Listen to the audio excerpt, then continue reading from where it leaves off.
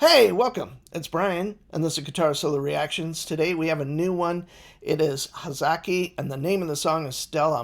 This features Jill from Unlucky Morpheus on violin. That's how it was suggested to me, saying, like, if you love Jill, she's in this other band. Now, is HIZAKI a guitar player, the leader, the singer? I have no idea. So we're going to kind of experience this together. And I'm sure there'll be some incredible musicianship and some incredible guitar playing. I am super excited about it for sure.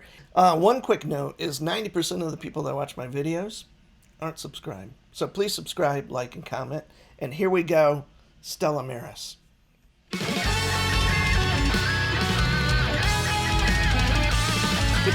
Yeah.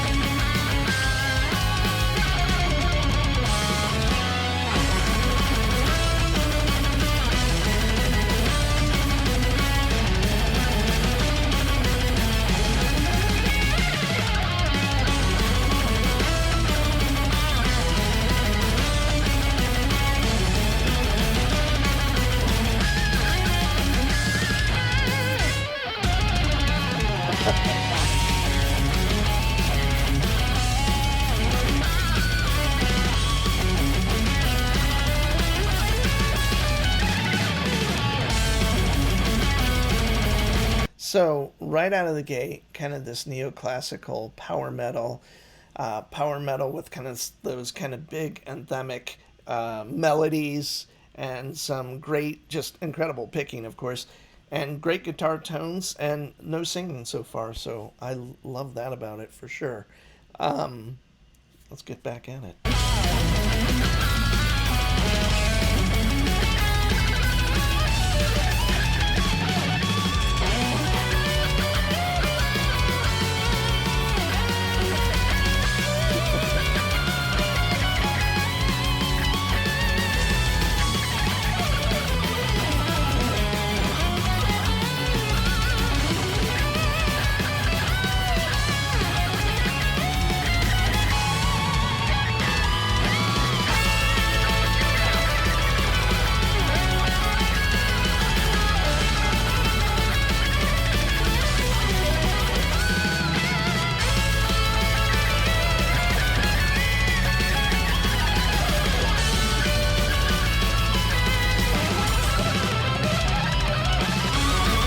Okay, so we have to go back just a little bit. It looks...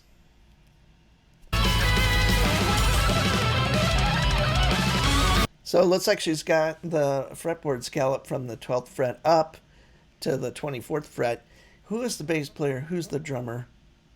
They are amazing. The bass player definitely mixed towards the back a little bit, but you can hear like the articulation behind this lead guitar player. And some incredible stuff going on behind the scenes. So I'm going to look up HIZAKI. I'm assuming this is her. And incredible guitar players. That's all I can say. So many I've discovered through many, subscribers or people that watch the channel. And I'm blown away by the technicality. And I definitely hear a lot of neoclassical influences in a lot of the players. So, talking about Yngwie Malmsteen, of course, being kind of the godfather, sorta. Ritchie Blackmore before, Uli Jon Roth, maybe Michael Schenker a little bit. But you definitely hear a lot of Yngwie. Not that these players aren't themselves. They're not copying Yngwie, but you definitely hear that influence, which is really, really cool. So...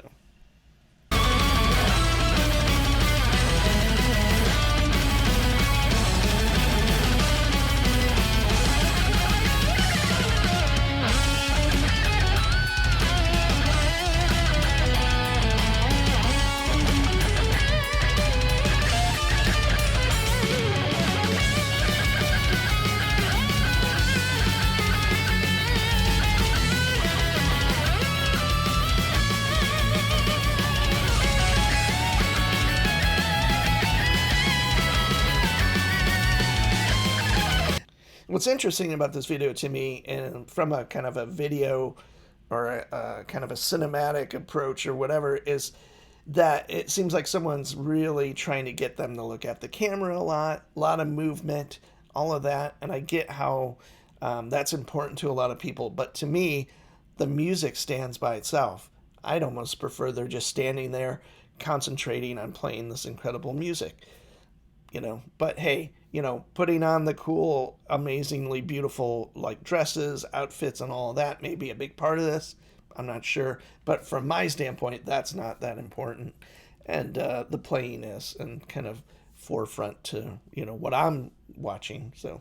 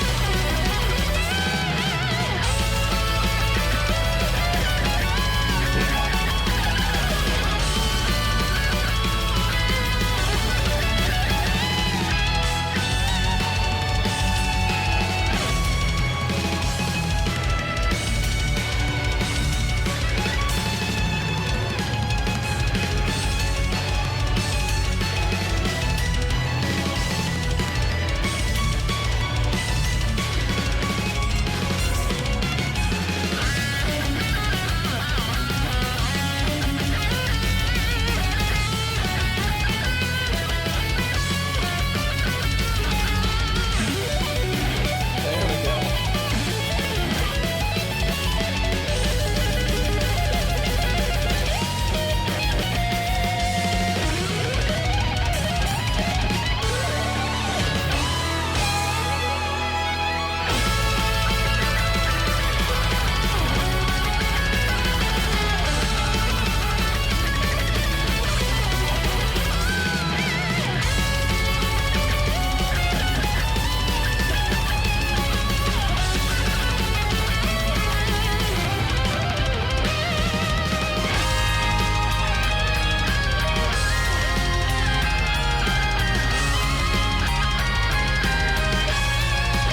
Listen to that bass behind there. It's just, I mean, the tempo of this song is very fast, and the drummer is just nonstop.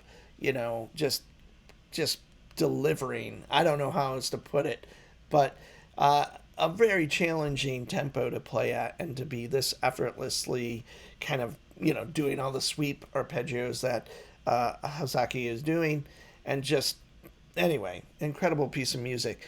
I also wanted to say that I love that it has a lot of contrast. Right here, we're doing that kind of anthemic, almost like a Queen like melody in a way.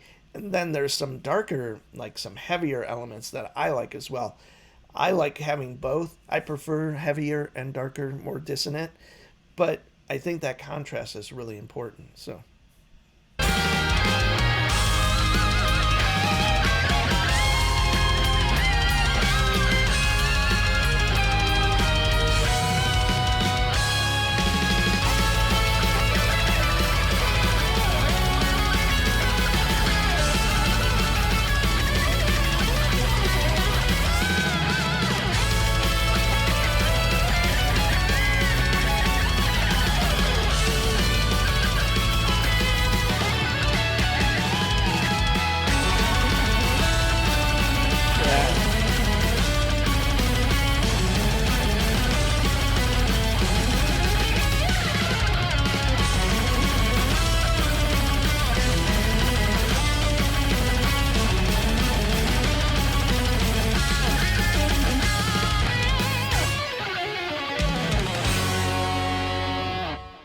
Wow, there we go. Hazaki doing the song Stella Maris, excuse me, with Jill on violin from Unlucky Morpheus. Incredible players. I love the rhythm section. I love the guitar playing. Definitely that neoclassical, like I said at the beginning. I love hearing that kind of thing. I'm a huge fan of Yngwie Malmsteen. I can't say I listen to his stuff a lot or at all anymore, but when you see him at the top of his game, it's incredible. And it's kind of cool to see women specifically, and at this caliber, taking that and kind of running with it. And obviously, we're almost 4 decades away from when Yngwie kind of arrived at the scene. Exactly 4 decades, because I think '84 was the first Alcatraz record, right around there. And he just blew the doors open. I know many of you that are watching this and know this band.